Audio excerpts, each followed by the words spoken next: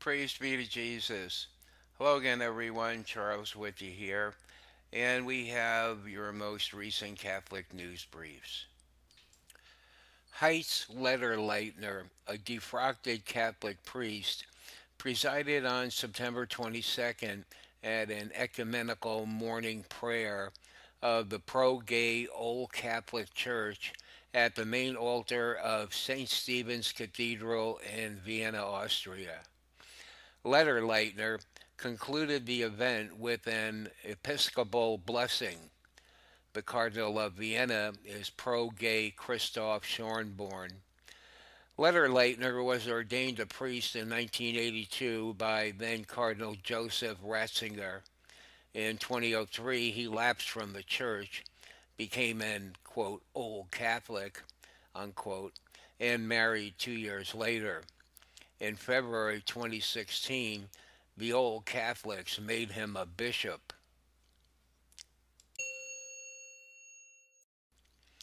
Another Roman Catholic diocese in Ohio plans to make public the names of priests who have been accused of sexual abuse. The Catholic Diocese of Columbus said Wednesday it intends to release a list within the next few months that will include priests who've been credibly accused of abuse, both living or dead. The diocese says in a statement that the diocese understands it's an important step to restore confidence in the church and its clergy.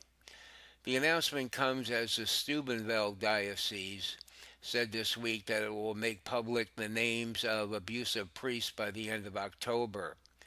3 of Ohio's 6 dioceses now say they will release new lists in the wake of a Pennsylvania grand jury report that listed more than 300 clergy. Pope Francis has claimed to have received a sign from God in response to Archbishop Carlo Maria Vigano's extraordinary testimony implicating him and several high-ranking prelates in covering up the Theodore McCarrick abuse. In concluding remarks during a Q&A with journalists on his return from the Baltic states last evening, the Pope said the divine sign came from 2 Chinese bishops from the underground and patriotic churches just before the Vatican signed a provisional agreement with the People's Republic of China on the appointment of bishops.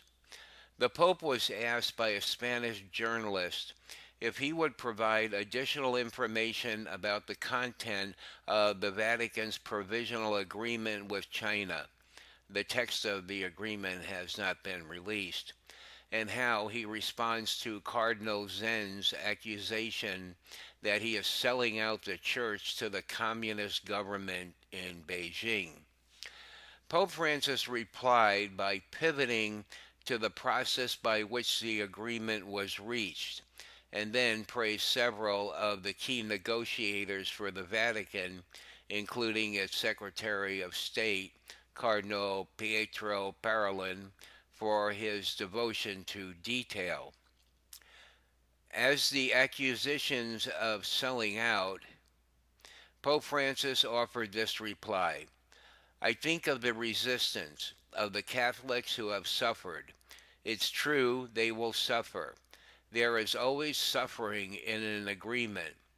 But they have great faith and they send messages affirming that what the Holy See, what Peter says, is what Jesus says. That is, the martyr faith of these people today continue on. They are great. Taking full responsibility for signing the agreement, the Pope said it was not an improvisation, but a journey.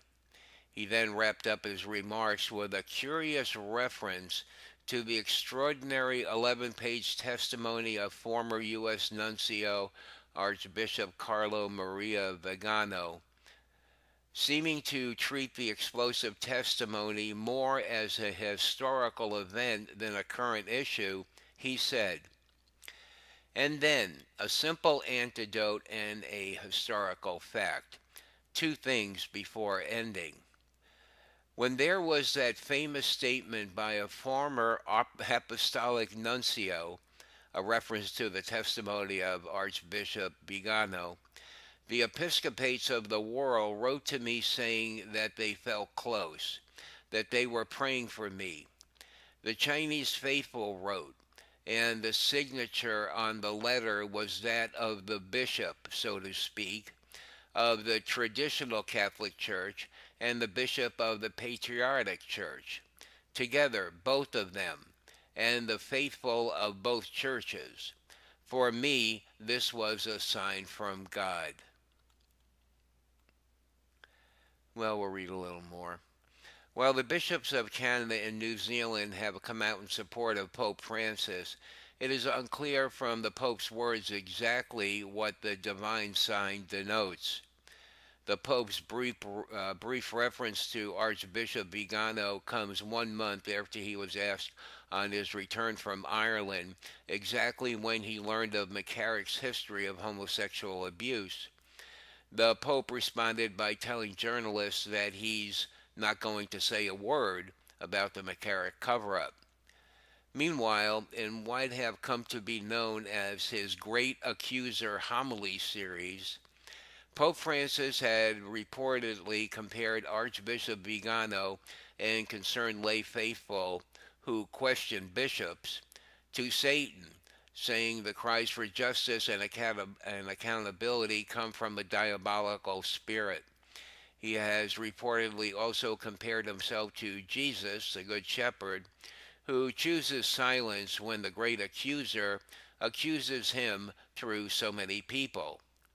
According to a Breitbart report this morning, Italian and American journalists had been poised during last evening's press conference to return to issues dodged by the Pope on previous occasions.